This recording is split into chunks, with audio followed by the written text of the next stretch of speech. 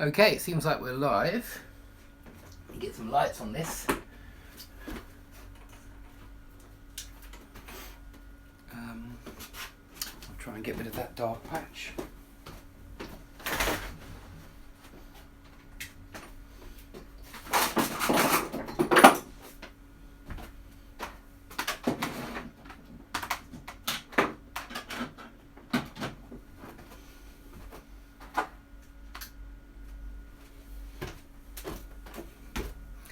Okay, we have some people here now. Very nice to see everybody. Good morning. Can you see everything clearly on the board? Yeah, I take the thumbs up as a yes. Excellent. Well, let's get started then. I think you can see everything okay. I don't think it's too blurry. Hi, Alex. I've got the phone the other way round today. Hi. Just got to experiment, really, when you're starting these new methods of teaching. Better than the previous time. Well, it's the worst camera, ironically. It's actually the selfie camera and not the landscape camera. But yeah, I agree. It seems to look better. Anyway, let's get started. Good morning, Santiago. Fantastic. Okay, well, have a look at the first mistake. Having spent time in the prison, they are vulnerable. The student was actually talking about prisoners here, and I think a lot of native speakers would look at this sentence and say, it's fine, there's nothing wrong with that. And so you're not the only ones to be a little bit confused about articles, because actually the mistake here is with the article. Same in number 2. If we're talking about prisoners, we don't usually say the prison, we usually just say in prison.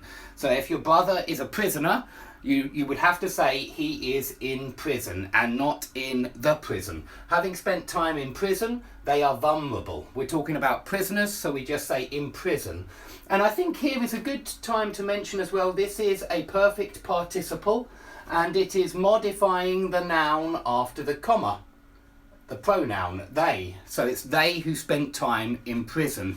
This is important because if this noun isn't being modified by this participle, then what we have is a dangling modifier, and that's a mistake. So this noun must be the one which is being modified by the participle at the beginning of the subordinate clause. We'll see this again in number 9 because we have a perfect participle in number 9. Okay, but I hope you can all see. Please remember, the thing to take home from this is that the prison is incorrect if you are talking about a prisoner. And here we're definitely talking about prisoners. They are prisoners. The student was talking about what happens when a prisoner comes out of prison. And of course, they are vulnerable when they come out of prison.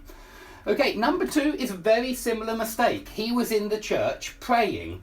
Now, again, I think most native speakers would say that's fine. But it's not actually fine, because when we're talking about a religious person, we don't need to say the church. We don't need to say the church. We mustn't say the church. We say he has gone to church, meaning that he's gone to church to pray or to listen to the priest, to listen to or to enjoy the church service. So you're a religious person if you're in church. If you put an article in, it sounds like you're not a religious person. If you put an article with prison, it sounds like you're just a visitor and not a prisoner. And the same for hospital. Hold on, you're going to see it if I write it here. The same for hospital, the same for school. Yeah, hospital, university, school. All of these expressions, university, hospital, school. Please don't use an article if you're talking about patients or pupils or students. Don't use an article. If you're a student, you say, I am at university, not the university. And if you're a pupil, you say, I go to school. And if you're a patient, you say, he is in hospital having treatment. Okay, that should all be clear. Let's come on to number 3. Can we look on the vocabulary from episode 8? This is a simple mistake, but it's a very common one. And the mistake is here. Look on is not the verb and preposition which we require. We require look at. Yeah, we always say look at and not look on. Okay, look on is wrong. I think this is actually the student's own native language coming into English, and they're translating look at in their own language, and they use the preposition on with look.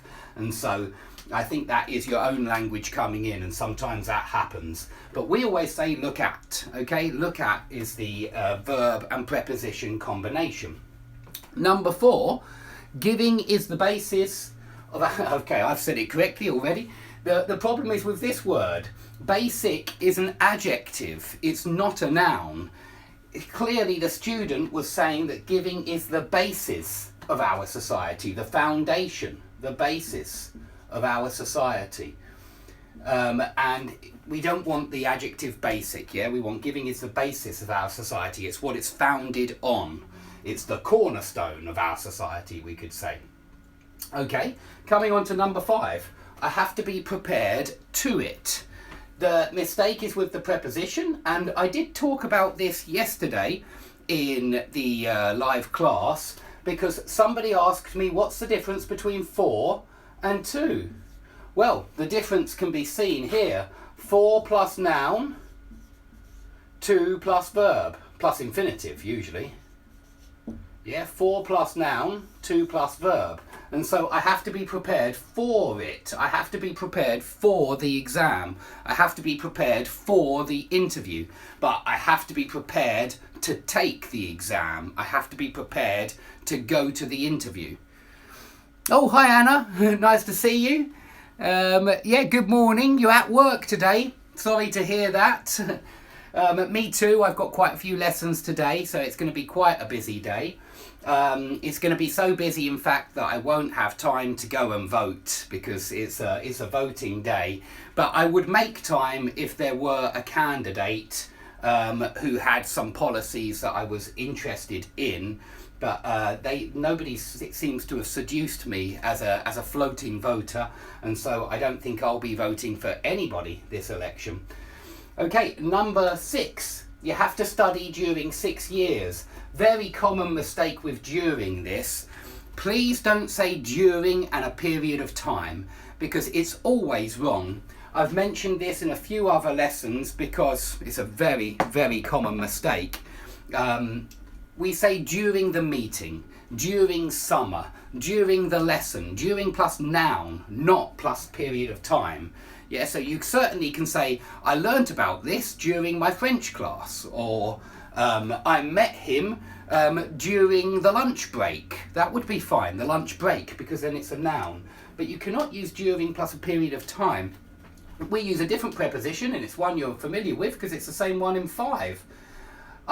You have to study for 6 years, yeah? For is what we use for periods of time, and it's very often used with present perfect. Not in this sentence, because we're just talking about an obligation, but very often you'll use present perfect. I have been living in this country for 6 years, or I have been studying English for 9 years, whatever it is. Okay, number 7. There is no any link between the two. Good morning to Barcelona as well. Good morning.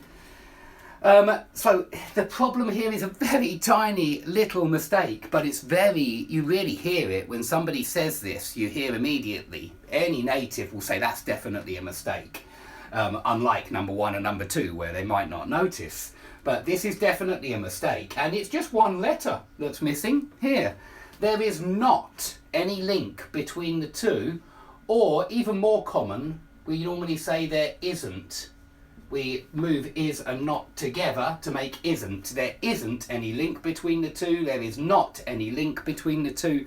Both are correct. Okay, on to number 8. Yeah, I'm pleased I've got all of them in today. It's a good setup today. Number 8, you can meet a lot of different defense mechanisms.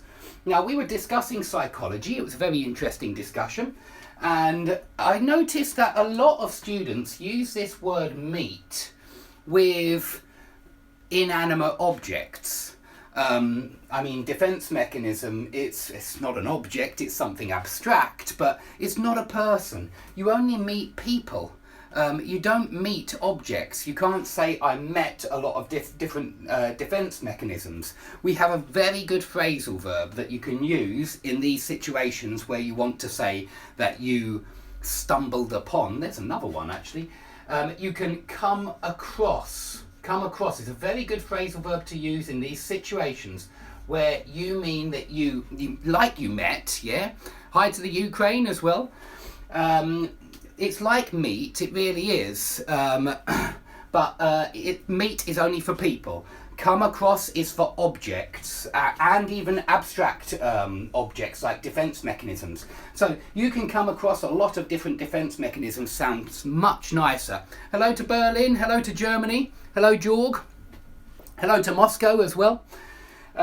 So please use come across, but there are a couple of other ones you can use here. Stumble upon. You can stumble upon a lot of different defence mechanisms. Stumble upon or stumble on. Even happen upon would be possible here, but that sounds quite formal to me. I happened upon a lot of defence mechanisms. That's quite old-fashioned now, happen upon, so it's not that common. The same with stumble upon. It's quite old-fashioned, it's quite literary. Hello to Romania. So if you want my advice, use come across. It's the most common, very useful phrasal verb, very flexible phrasal verb. You can use it in a lot of different situations. I think even run across would be possible here, but let's just keep it as come across, otherwise we'll have too many words filling up our heads. Okay, number 9, having been graduated from university, I found a job. Now, it's a good attempt at using a participle here, because the participle is modifying I, and so it's not a dangling modifier. Like number 1, the pronoun after the comma is the one which is hi from St. Petersburg, hi to St. Petersburg, hello to everybody over there.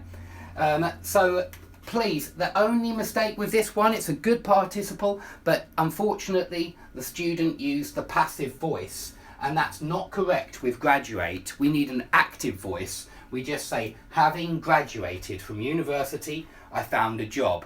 Get rid of been, and then it's all good. The problem is that they've used the passive perfect participle and not the active perfect participle. The rest is really good. It's all good. And please notice that we don't use an article here. Why not? Because we were a student, and this is the same as rules in the rules which I explained in 1 and 2.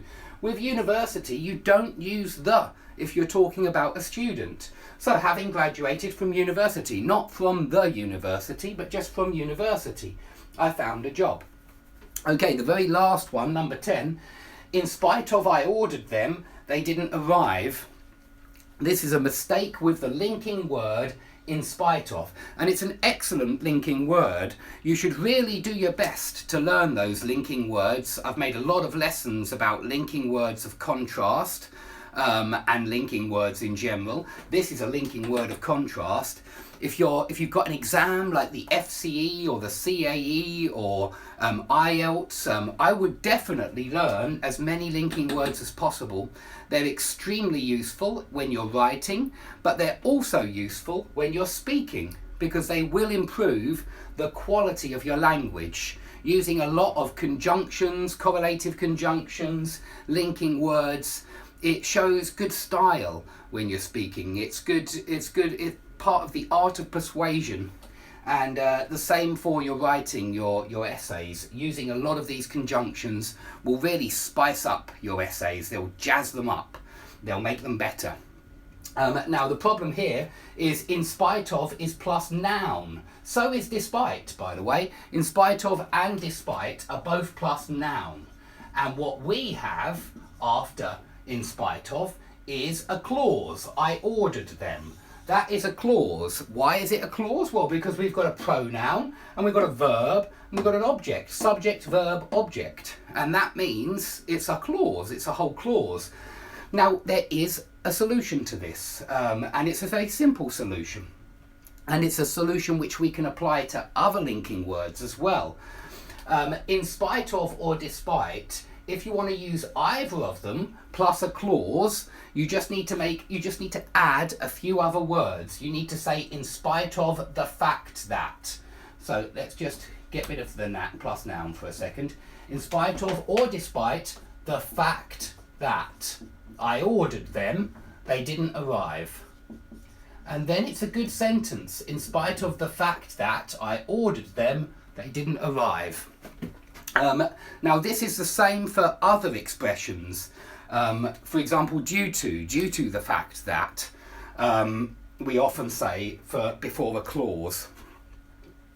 So please be careful with these linking words. Make sure you use the fact that before you have a clause with the ones where it's necessary.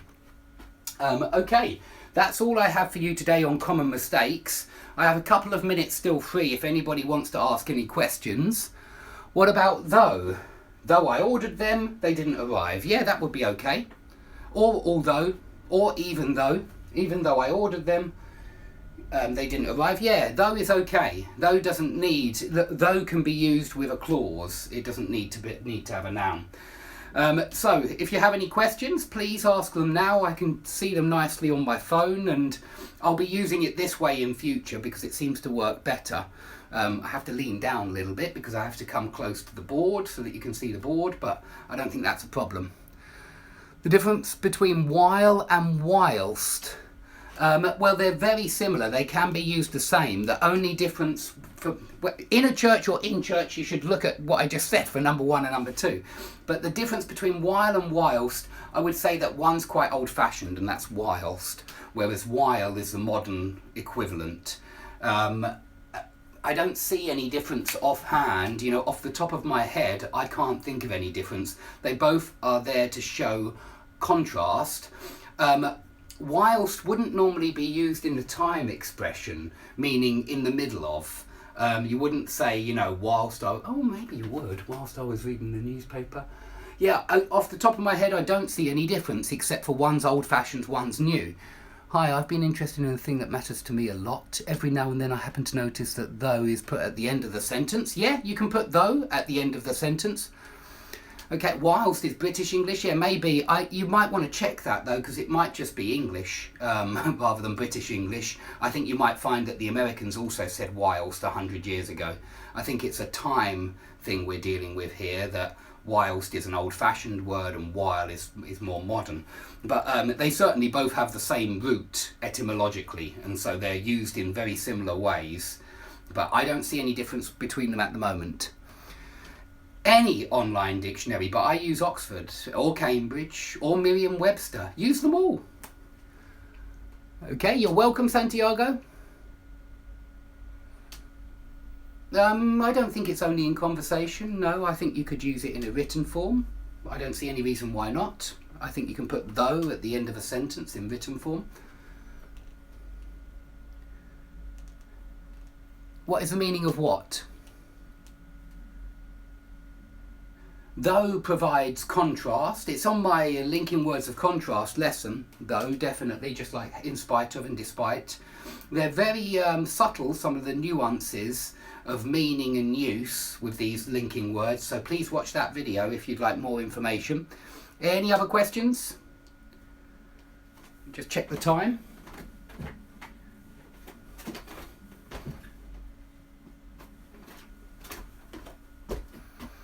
Okay, I can't see many other questions, and my camera's starting to wobble, so it's probably a sign that I should finish here before it falls over. So thanks everybody for coming. It's nice to see people from a lot of different countries. There are many people. There is many people is wrong. You might hear it, but it's definitely a mistake. There is many people. I think all the time native speakers mix up is and are, especially in there is and there are sentences. So there's a very famous John Lennon song, yeah, Imagine. I'm sure he says, imagine there is no countries, which is definitely a mistake. But you hear these mistakes all the time.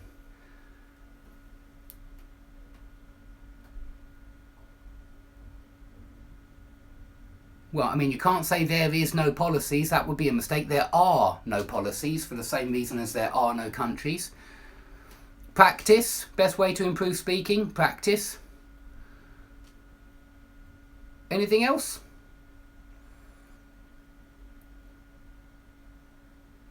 Okay, sorry to hear that, Farry. Okay, if there's nothing else, I think that's plenty. That's a nice 20-minute job, and practice with English people, or if you can't find them, you can practice with people in your own country who speak English. You can practice with your English teacher, or you can come onto Skype and pay me for practice. It's your choice. What my price is, Dimitri, my prices are on my website, and you can go to my website by either just typing in skypelessons.com, and you can find the prices on the website. You can find a lot of material on the website. I also sell ebooks on the website, but I'm not really much, I don't pay much attention to marketing, and that's probably why you don't know that I have a website. But yes, I do. I just don't want to spam you with pop-ups and this kind of thing to try to get you to join my mailing list. I figure if you like the lessons, you'll come anyway. On the farm. I can't tell you who to practice with, Farry. That's your job to work out. You're welcome. I hope that they're useful for you. Okay, I'll see everybody soon.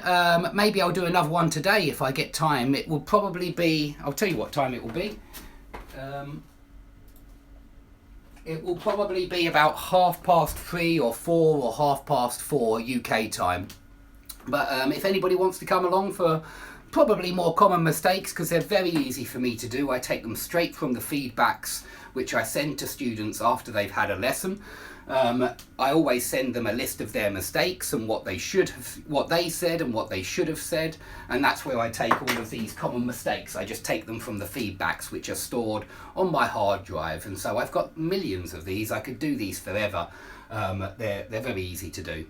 Okay, I'll see everybody very soon. Thanks for coming, and please give the video a like if you've enjoyed it today, and I'll keep making these videos as often as I can. Thanks for watching.